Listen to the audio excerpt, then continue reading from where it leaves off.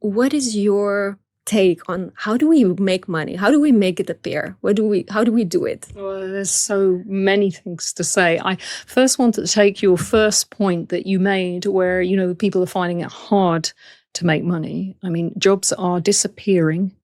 And of course, the path of being in charge of your own business is a lot more challenging and a path that a lot of people don't take. So if you're dependent on industries to receive enlistment, then there's a lot of challenges because people are being replaced. Cost of living is going up. And also the value of certain skills and jobs has gone down in rate per hour because particularly where AI has moved in, what a contractor may have done in the past for however many euros or US dollars or whatever currency it is per hour, suddenly they find exactly the same job with exactly the same expertise. Even if you've been working for 20, 30, 40 years, it's worth half as much. So that's the first bit that I want to comment on the challenge. The other challenge is there was an amazing man quite a while ago who wrote an academic paper on what he called bullshit jobs. And he had a very hard time after he wrote that paper because he described something rather too accurately. There are so many bullshit jobs in this world which don't need doing, which at times like this just get wiped off the map. But what is tragic is that a lot of people have been employed in those types of employment, and suddenly they are surplus to requirement, even though they were originally quite core tasks in society. It's just gone. How do we materialize, which was the major point that you ended on? Well, not in the way that we're told. And that's really a very big challenge in itself, because especially in business circles, self-help, therapy, religion, all sorts of things, we've got so many methods and tactics for business success. There are so many courses about it. It's drives you crazy, doesn't it? But none of them goes deep. That's one. No, they don't. The majority don't. There are a few around that can be very helpful, but usually only as a temporary supplementation to you working out how to do it directly out of yourself. And this is where people really encounter the most fear, because they don't know how to disentangle it all from this more, let's say, synthetic way of being, which is trained into us by the commercial world itself. And even most of the spiritual courses are actually commercial courses. And they don't know how also to go direct into the core of themselves and find that and then practically apply it in the world. And to be successful, you have to be able to not only live your skill and your talent, you have to be able to practically translate it in the world through the business practices we already have, and also with all the people out there, the legislators, the rule people, and the zombies, as well as the amazing people that we collaborate with, and try and make it all work from a financial perspective, as well as, most of all, our own personal contentment and that feeling of ticking the box. And that really is a challenge. There are three things that are really important to mention, and there's no how-to around this, which may be very frustrating. But when there's no how-to, you know it's true. Because when there's no how-to, you are directly coming out of what your own body and your system and your own source connection tells you, and you just have to open live to that experience, be terrified, and find out for yourself. And the reason why all those other things exist, apart from the fact that, of course, there are individuals who really want to try and help and are coming from integrity, but the reason why all those things exist is to give you a little bit of a catch-all and a landing pad if you find the main way of doing it too difficult and too unnerving. And the idea is that you'll kind of build up to really jumping off then and being able to go wholly into your own self through them. But unfortunately, it works the other way around. In the end, you have to abandon every method and every technique, and you have to jump and give it your own go. The three characteristics of that process tend to be, you will be scared. You really will be scared. you won't be able to sleep at night sometimes and think, Tell me about it. I don't want to fail. Will I fail? And you will have an anxiety sometimes, as well as that natural confidence in your own ability, which of course you should have, because you know that you can do something well and you wish to genuinely succeed and benefit, others and yourself. So you have to learn how to be able to hold that anxiety and that fear and it not take you over. And then you do things that give your power away or even undermine what you offer.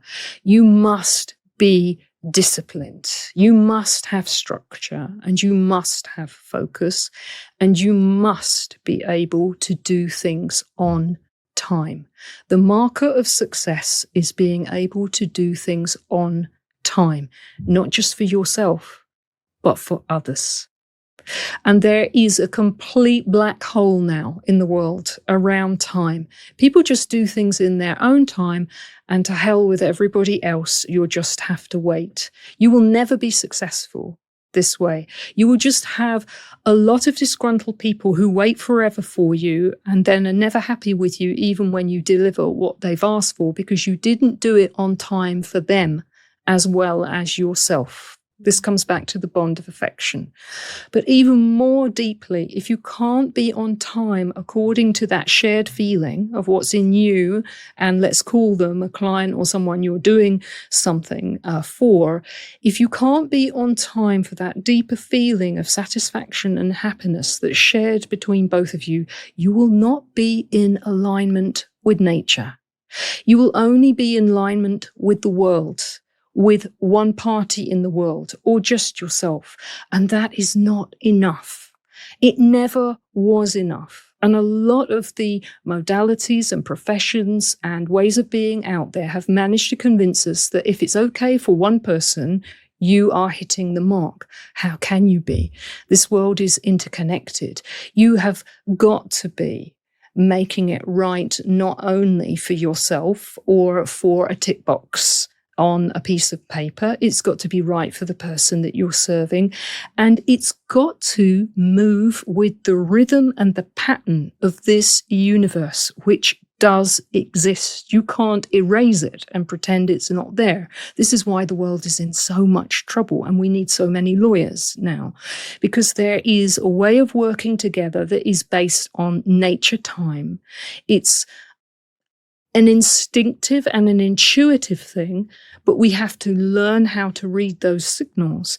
And then everything that we do will start to connect with people. And even if there's conflict, the connection is still there at the right setting, in the right way for all the important things. And then the conflicts can be resolved usually. And even if they can't, it's okay, because everything was in alignment and one party just couldn't travel the distance.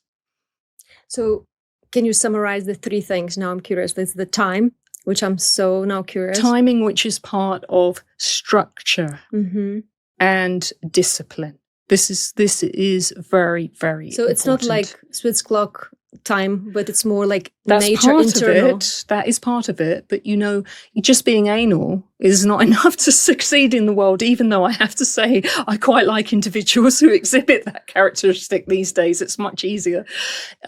You've got to have an inbuilt sense of the person that you're dealing with and the deeper feeling in your body of what's going to work for both parties and what feels in sync with all the rest of the areas of your life and what's going on in the world. Being anal is just a formula that says, if it's less than 1 second before the hour, you're not going to do it. It's much deeper than that. We exist in connection with a historical age.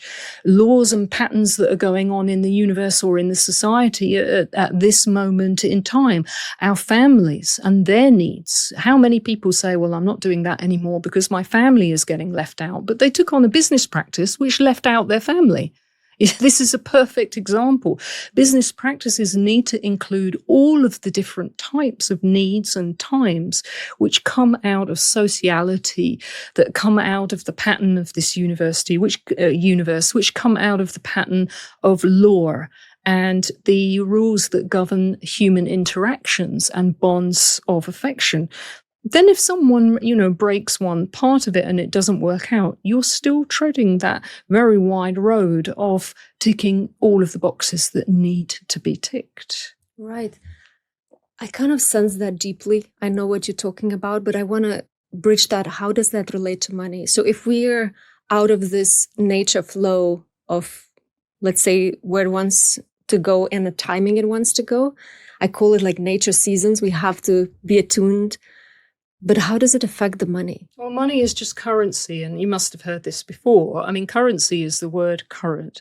There's two things there. When there's a flow, then money will come in because you are achieving things and you're going through practical steps, you're meeting deadlines, and hopefully you're observing agreements, and products or services or just exchanges are actually happening in real physical time.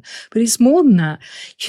If let's make it really, really simple. If you've got a pipe, it's got to be wide enough to hold the current that goes through it. So it's not just about the flow that goes through the pipe and it not being blocked. It's about the width of the pipe.